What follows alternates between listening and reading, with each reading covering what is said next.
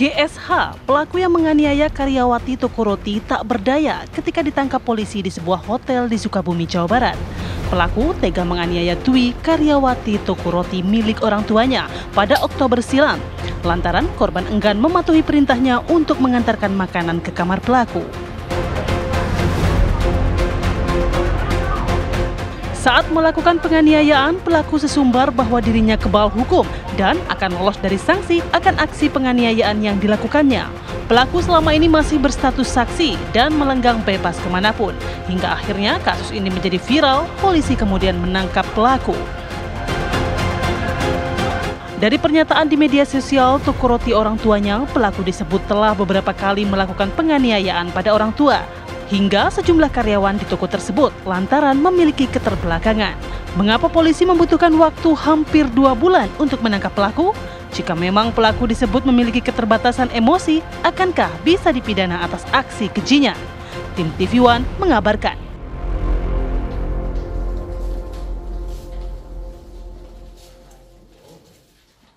Anda sudah melihat video penangkapan GSH di salah satu hotel di Sukabumi, Jawa Barat. Pihak kepolisian menerima informasi di mana GSH berada dari orang tua dari pelaku atau dari ibu dari pelaku. Sementara video berikutnya yang kami tayangkan kepada Anda adalah video rekaman kejadian di mana GSH ini melakukan penganiayaan terhadap salah satu pegawainya atau kasirnya. Nah, Anda sudah lihat tadi ada mesin EDC kemudian dilemparkan, ada kursi juga kemudian dilemparkan.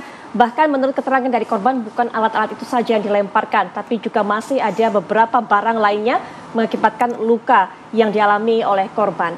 Yang kami soroti bukan hanya itu, bukan hanya masalah penganiayaan yang dilakukan oleh GSH, tapi mengapa pihak kepolisian baru mengambil sikap, baru menangani secara serius pada saat ini. Ketika kasus tersebut diviralkan, apakah memang keadilan baru didapatkan oleh korban setelah kasus tersebut viral? Nah, untuk itu kita akan membahasnya. Saya tidak sendirian, sudah hadir bersama saya. Ini merupakan pakar hukum pidana Universitas Tarumanegara. Ada Mas Heri Firmansyah. Assalamualaikum warahmatullahi wabarakatuh. Selamat malam, Mas Heri. Waalaikumsalam warahmatullahi wabarakatuh. Selamat malam juga, Mbak Putri. Baik, masyarakat kalau kita bisa sebut juga termasuk adalah warganet atau netizen, tapi bukan hanya netizen, tapi kita semua begitu geram melihat video tersebut yang beredar saat ini di media sosial. Bukan hanya geram melihat penganiayaan yang dilakukan oleh pelaku, tapi juga kemudian mendengarkan informasi yang disampaikan oleh korban, Mas Heri. Karena kabarnya video ini, artinya kejadian ini terjadi pada Oktober. Tapi butuh waktu lama untuk bisa pihak kepolisian ini mengambil sikap melakukan penanganan kasus ini dengan tegas. Mas Heri bagaimana melihatnya? Ya, saya yakin dan percaya tidak ada perkara pidana atau tindak pidana yang benar-benar sulit ya, selama memang ada niatnya untuk segera diselesaikan. Apalagi kalau kita melihat dari cuplikan video yang tersebar di media sosial, Mbak Putri, itu sudah sangat jelas dan terang benderang ya, adanya satu perbuatan penganiayaan yang dilakukan oleh pelaku kepada korban. Bahkan saya rasa tidak perlu ada keterangan ahli dulu untuk menaikkan proses ini. Kecuali tadi yang sekarang kan dia menggunakan alasan adanya gangguan katakanlah keterbelakangan mental ataupun emosional yang tidak stabil tadi. Tapi tentunya ini juga harus berkaitan dengan fakta di kehidupan nyatanya, apakah memang itu benar terjadi atau dicari-carikan masalah ketika perkara ini sudah mulai naik ke proses sidik. Dicari-carikan alasan. Ya, gitu. Karena begini, bahwa itu sudah terjadi berulang kali, seharusnya kan ada tindakan preventif yang dilakukan. Apalagi kalau kita mendengar dari alasan-alasan yang muncul belakangan, itu sudah membahayakan nyawa orang, bukan lagi hanya menganiaya, tapi bisa saja menghilangkan nyawa seseorang. Nah, apakah hal-hal semacam ini harus ditoleransi, dinormalisasi dengan mengatakan bahwa dia memiliki masalah keterbelakangan tadi. Sampai di situ mungkin Mas Heri. Saya akan bawa Anda juga pemirsa untuk terlebih dahulu mendengarkan ataupun juga menyaksikan sama-sama pernyataan yang berikut ini.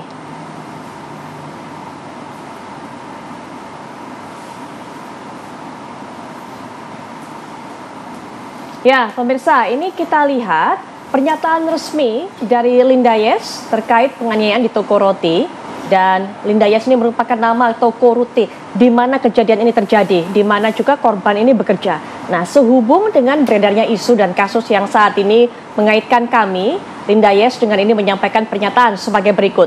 Kepada yang terhormat Ibu Dwi Ayu Darmawati dan keluarga, juga seluruh masyarakat yang sudah mengawal kasus ini. Ibu Dwi Ayu Darmawati ini merupakan korban dalam kasus ataupun juga dalam kejadian yang terekam dalam video tersebut. Ia berposisi atau bekerja sebagai kasir di toko roti tersebut. Kami lanjutkan. Perihal mengenai kasus yang telah terjadi yang melibatkan George Sugama Halim, GSH, George Sugama Halim ini merupakan pelaku.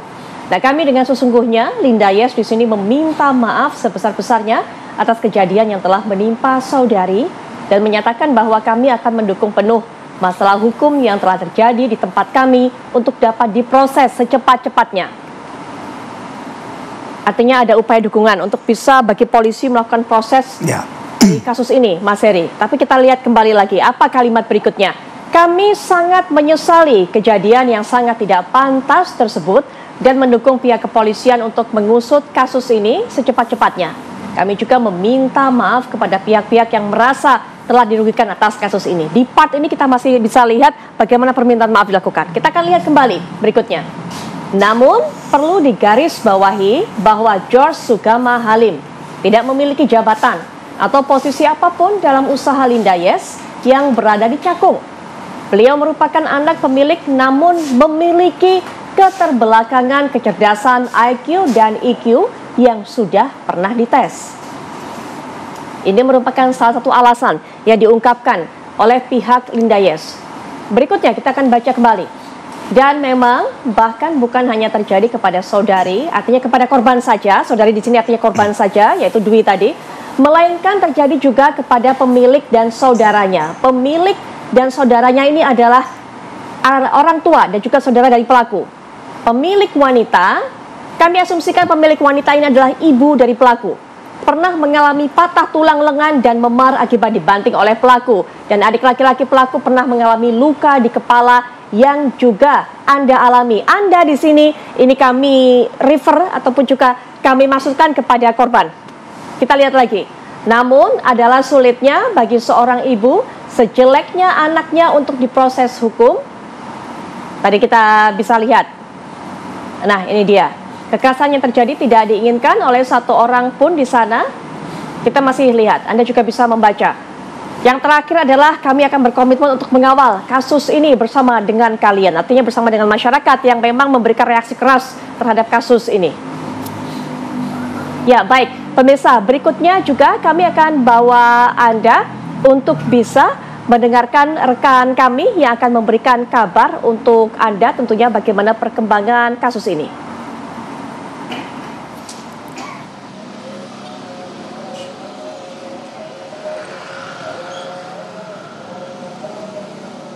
Ya, pemirsa Putri Viola dan juga semuanya, ini saya mengabarkan langsung dari toko roti yang berada di daerah Cakung, Jakarta Timur. Namun pemirsa, saat kami pertama kali datang ke sini bersiap-siap untuk mengabarkan kepada Anda, toko roti ini berjalan seperti biasanya, bukan seperti biasanya, bisnis berjalan seperti biasa. Namun saat kami akan mengabarkan kepada Anda, langsung dimatikan beberapa lampunya dan namun kami lihat di dalam memang masih banyak karyawan dan juga yang terlihat seperti pemilik toko roti di dalam. Seperti yang kita ketahui bersama bahwa pelaku GSH ini sudah ditangkap oleh pihak kepolisian kemarin dan juga sampai saat ini belum ditetapkan sebagai tersangka. Nah, menurut Kapolres Jakarta Timur Kombes Pol Nicholas Ari, hal ini dikarenakan belum dilaksanakannya gelar perkara dan nantinya usai dilaksanakan gelar perkara maka status tersangka ini status terlapor ini akan dinaikkan menjadi tersangka.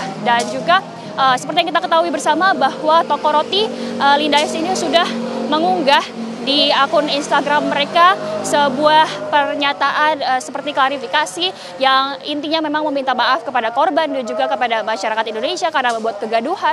Dan juga di sana dikatakan bahwa memang pelaku ini memiliki keterbelakangan IQ dan juga EQ, dan di mana pelaku ini juga bukan pertama kalinya melakukan penganiayaan kepada pegawainya. Disebutkan juga oleh korban bahwa sebelum korban ini ada lagi korban-korban lainnya pegawai yang juga diduga ini mendapatkan perlakuan penganiayaan dari anak pemilik toko roti ini. Dan juga menurut pernyataan yang ada di Instagram toko roti ini juga menurut ibu korban bahwa adiknya dan juga keluarga juga sempat menerima perlakuan penganiayaan oleh GSH tersebut.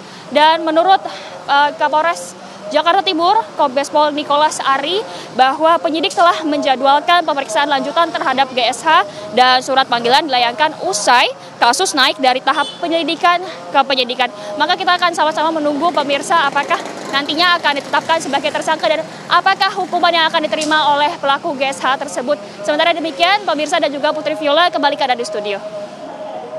Baik, Zinka, terima kasih untuk informasi terbaru yang bisa Anda sampaikan. Kita akan terus tunggu dan juga kita akan pantau, termasuk juga menanti laporan selanjutnya dari Zinka. Selamat bertugas kembali, Zinka. Mas Eri, banyak yang bisa kita bahas, termasuk tadi surat yang disampaikan oleh Toko Linda Yes tadi. Tapi juga saya tertarik dari laporan rekan kami, Zinka, bahwa belum ditetapkan sebagai tersangka, belum digelar perkara. Nah, apa kemudian seharusnya proses-proses yang harus dilakukan untuk bisa segera mendapatkan kejelasan bagaimana status pelaku ini? Tapi nanti, Mas Eri, kita akan jeda sejenak, kami sudah kembali saat lagi.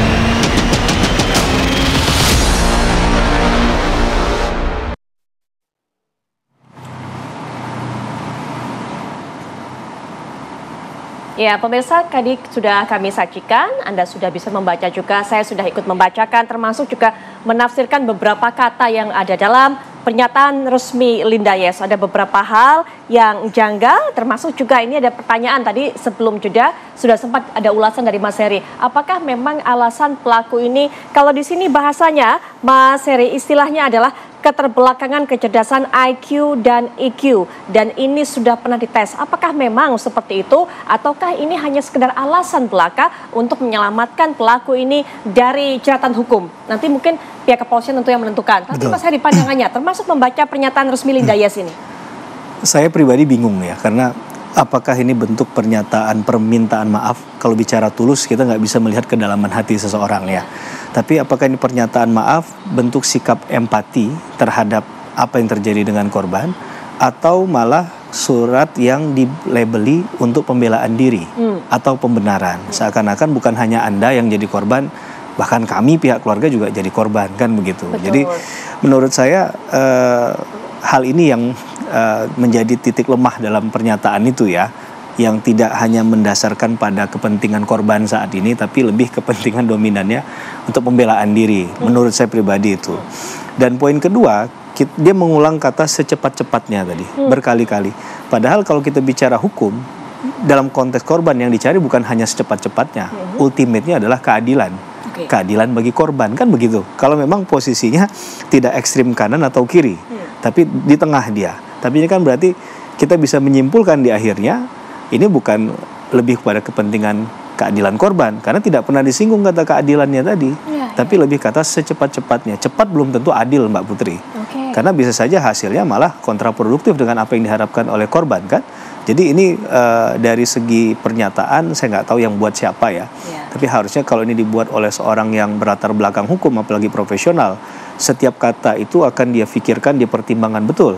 Karena pasti ada impact atau dampak yang perlu dia kalkulasi di situ, begitu Mbak Putri. Berkaitan dengan pertanyaan sebelum jeda tadi, dalam sebuah proses penegakan hukum, pastinya harus ada proses yang namanya lidik dan sidik. Nah, biasanya dalam konteks sidik akan dilihat adalah pemenuhan minimum dua alat bukti. Mbak Putri, dalam hal ini orang tidak mungkin dinyatakan menjadi tersangka selama belum terpenuhinya minimum dua alat bukti tadi. Di dalam KUHP 184 itu ada 5 alat bukti yang sah, keterangan saksi dan lain sebagainya. Dalam hal ini kan sebenarnya bukti dari rekaman itu satu sudah bisa digunakan sebagai alat bukti yang sah.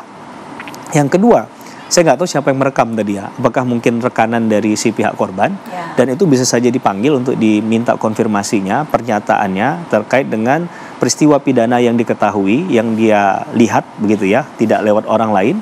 Ini kan menurut saya sudah memperkuat minimum dua alat bukti tadi. Rasa-rasanya tidak sulit untuk mencapai hal itu, Mbak Putri. Yang jadi persoalan adalah kalau memang ini adalah keterangan dari orang lain, apakah dia berani untuk menyampaikan atau diintimidasi atau dimingi-mingi juga, itu perlu di-clearkan juga ya. Agar tindak pidana ini, dugaan tindak pidana ini menjadi jelas nantinya. Tapi di sisi yang lain juga kan tentu pasti ada pembelaan dari sisi pelaku tadi ya, berkali-kali disampaikan itu adalah berkaitan dengan yang bersangkutan tidak cerdas secara emosional dalam mengelola emosional dan sudah pernah dites IQ dan EQ-nya yaitu bermasalah begitu ya. Ini kalau dalam format hukum pidana memang akan diarahkan kepada alasan menghapus pidana. Jadi dalam konteks alasan menghapus pidana itu kan ada alasan pembenar dan pemaaf. Nah ini untuk menghilangkan sifat melawan hukum dari perbuatan itu tadi ya. Jadi bahwa perbuatan ini ataupun permaafan dari konteks tadi adalah perbuatannya ada tapi nggak bisa dipidana nih orangnya karena ada gangguan mental tadi. Nah tentunya agar ini fair, kita nggak kemudian menyoroti hal ini saja ya. Yang pasti kan proses hukumnya tetap berjalan. Tapi agar ini nanti di ujungnya bisa diketahui benar atau tidaknya, maka perlu dilakukan serangkaian tes, Mbak Putri, oleh pihak penyidik. Nah, belum lagi penyidik juga harus menjelaskan selama ini ngapain aja nih 2 bulan. Ya kan, jangan sampai tadi ada orang yang memberikan laporan, sudah memberikan bukti yang utuh, banyak, tapi kemudian didiamkan saja. Nah, apalagi sampai bisa kabur gitu ya. Kalau nggak salah kaburnya keluar dari kota Jakarta juga. Sukabumi, ditangkap. Ini yang kemudian jadi keprihatinan kita juga atas proses penegakan hukum. Jangan sampai ketika yang melaporkan ini katakanlah secara strata sosial memang tidak mampu begitu ya, ataupun kurang mampu dalam memenuhi hak hukumnya. Nah ini kemudian respon dari aparat penegak hukum sangat lambat. Nah ini kan jadi catatan dalam penegakan hukum di kasus ini sebelumnya begitu. Mas Heri, saya hanya ini melihat kalau alasannya kan secara kalimat redaksional dalam pernyataan resmi ini begini keterangannya, bahwa pelaku ini memiliki keterbelakangan kecerdasan IQ dan EQ yang sudah pernah dites. Nah, yang saya mau tanyakan adalah definisi keterbelakangan kecerdasan IQ dan EQ ini seperti apa? Yang kemudian dinilai di mata hukum, ini kemudian tidak lolos dari jeratan hukum. Kan kalau saya, ini bukan ilmu saya juga tidak mengerti secara mendalam, mungkin membutuhkan narasumber lainnya untuk menjelaskan, tapi setidaknya untuk orang awam, menurut saya yang dikategorikan sebagai keterbelakangan kecerdasan IQ dan EQ itu mungkin ada jenjangnya, mungkin ada yang level ini rendah dan sebagainya. Artinya apakah mungkin yang memiliki kondisi seperti ini sebenarnya di taraf-taraf tertentu, di kadar-kadar tertentu sebenarnya masih bisa untuk mempertanggungjawabkan perbuatannya? Ya, karena itu perlu tes yang secara saintifik dilakukan ya Mbak ya. Jadi agar ini tidak debatable, kemudian tidak debat kusir kita kan. Apakah benar memang dia terkualifikasi atas hal itu. Dan tentunya bukan orang hukum juga yang melakukannya. Mungkin dari psikolog misalnya dilakukan serangkaian tes terhadap si pelaku. Dan ternyata nanti ada hasilnya. Ya kalau tes IQ dan EQ memang juga bukan kualifikasi dari penegak hukum untuk melakukan hal itu kan. Iya betul. Ya, bahkan kalau sampai nanti ada perdebatan di ranah publik, bisa saja tidak hanya satu tes yang dilakukan ya, ada tes pembanding lainnya yang mungkin saja dari sisi pelaku kan pasti akan menyodorkan dari apa yang mereka punya sebagai bukti kan, untuk memperkuat bahwa dalil keterbelakangan IQ dan EQ ini terpenuhi. Betul. Nah tentunya kalau jadi penyidik nggak serta-merta diterima, harusnya ada dugaan-dugaan bahwa ini bisa saja menurut versinya si pelaku kan, ya sah-sah saja untuk di-challenge dengan menggunakan alternatif jawaban yang lain. Nah kalaulah ternyata memang benar terpenuhi, ya tentu ini fakta yang kita nggak boleh hilangkan juga. Nah sehingga nanti untuk dasar misalnya ini dihentikan perkaranya karena kita taat pada ketentuan pasal 44 KUHP, maka ini juga harus dikeluarkan produk hukum yang namanya surat perintah penghentian penyidikan. Di pasal 109 ayat 2 KUHP kan diatur terkait dengan alasan-alasan itu. Jadi secara konstitusional, secara legal formal itu diperbolehkan Mbak Putri. Nah tapi yang kita tidak inginkan ini adalah hanya melihat dari satu sisi saja, dan ini belum diuji sama sekali, belum masuk ke pokok materi. Orangnya saja baru ditangkap kan, mungkin belum dikonfirmasi, belum ditanya dan lain sebagainya. Dan penting bagi kita adalah melihat dari faktor non keluarga, saksi, kemudian orang-orang yang mengenal karakter kepribadian si pelaku ini, apakah juga memiliki narasi atau pemikiran yang sama bahwa memang begitulah adanya yang disampaikan oleh pihak keluarga. Memang benar. Mungkin ada korban-korban lain juga yang bisa berbicara kan? Betul. Nah ini dalam kerangka untuk menggali kebenaran materialnya. Jadi Karena saya hanya berkomentar sebagai orang awam. Jika memang ternyata sudah sempat melakukan tes, ada hasil tes seperti itu, mengapa kemudian orang tuanya tidak memberikan pengawasan khusus sehingga tidak membahayakan orang lain? Apalagi jika orang tuanya ternyata juga pernah mendapatkan penyiksaan, kan seperti itu. Bahkan juga menurut cerita korban, Mas Heri, banyak sekali karyawan ataupun juga pegawai yang bekerja di toko itu dibuat karena kelakuan dari pelaku ini kemudian banyak yang keluar, walaupun ada karyawan baru masuk lagi tapi memilih keluar, sehingga kenapa tidak mendapatkan pengawasan? Termasuk juga Mas Heri mungkin memiliki ide, inisiatif untuk bisa pergi menuju luar Jakarta. Nah, itu juga menjadi pertanyaan kita, mampukah anak dengan atau orang dengan kondisi seperti ini melakukan hal itu? Tapi tentu bukan kewenangan kita untuk bisa memberikan judgement. Betul.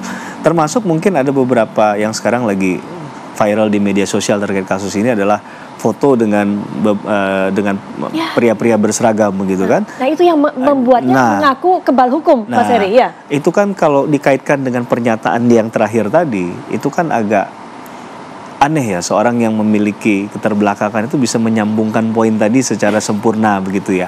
Tapi ya saya tidak punya ilmunya, Mbak Putri. Jadi kita serahkan nanti kepada pihak yang berkompeten di bidangnya untuk mengetes apakah secara kejiwaan memang orang ini memiliki problematik orangnya atau bagaimana.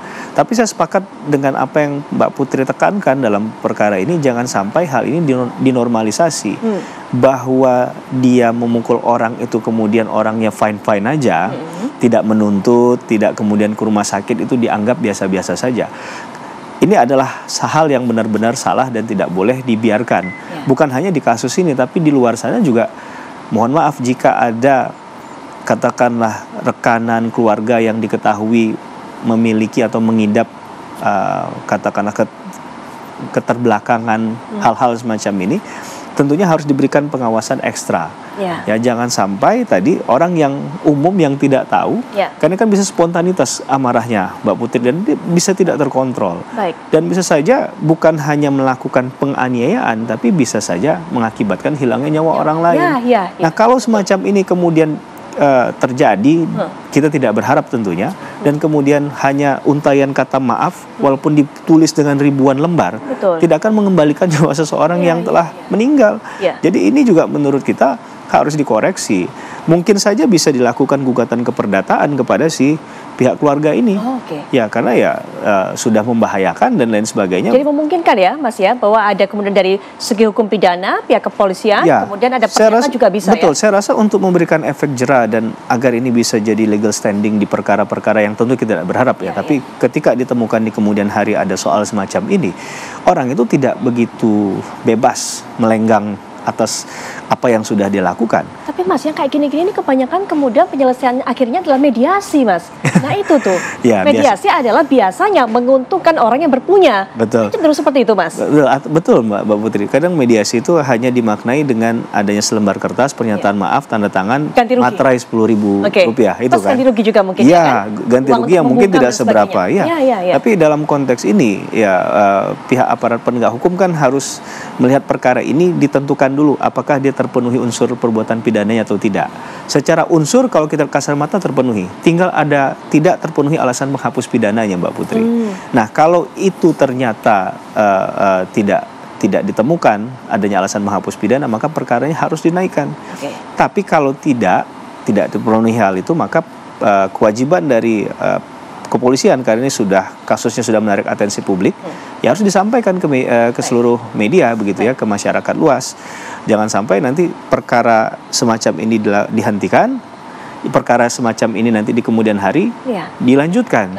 Nah, ini kan yang sering kita temukan dalam ranah penegakan hukum, ketika kebenaran hukum itu tidak punya cirinya gitu, tidak punya parameternya terhadap perkara yang hampir serupa tapi treatmentnya bisa berbeda. Nah, ini yang menurut saya jadi catatan khusus dalam kita menyoal perkara ini begitu. Baik, Mas Heri, terima kasih sudah memberikan pandangannya mengenai kasus ini. Tapi nanti Mas Heri tetap bersama kami di sini. Kita stay dulu. Setelah jeda juga Mas Heri kita minta pandangannya mengenai bagaimana kelanjutan dari kasus pembunuhan Vina Eki. Hari ini kita dengar MA ini menolak PK dari 7 terpidana. Nanti Mas Heri pandangannya setelah jeda. Apakah Indonesia Malam akan segera kembali sesaat lagi.